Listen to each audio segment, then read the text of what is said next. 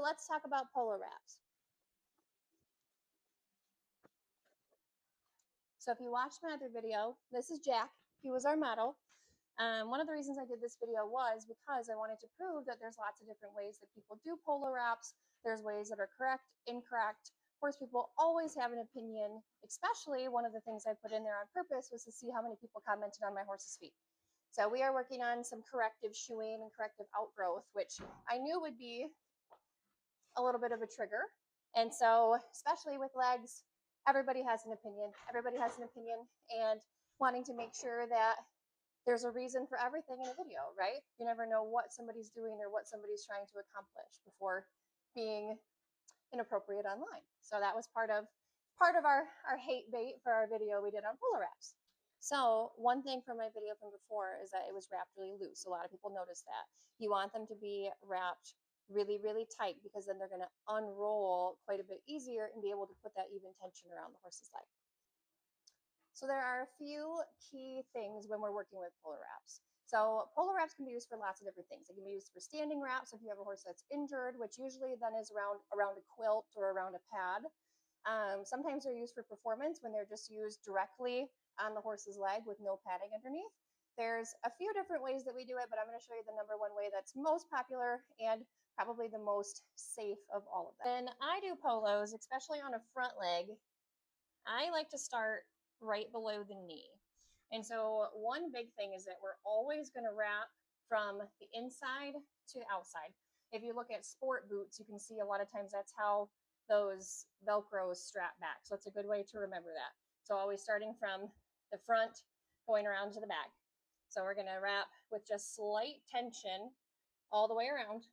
And we want to make sure as we come down, we're having correct tension and even spacing all the way down and around, pulling again to that outside.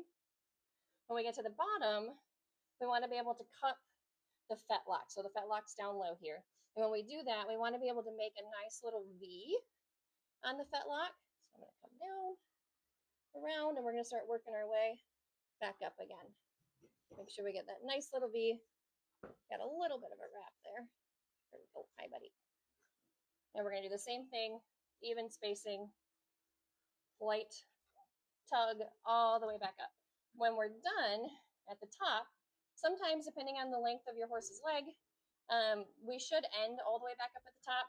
He's got kind of a short cannon, so I'm going to kind of come down just a little bit. But the biggest thing is that we want the strap to be on the back of the leg because that's where the tendon sits. So we want to make sure that this is pulled tight and that strap sits right on the back side. So it's mostly over that back side. This is just the flap here. So nice and tight.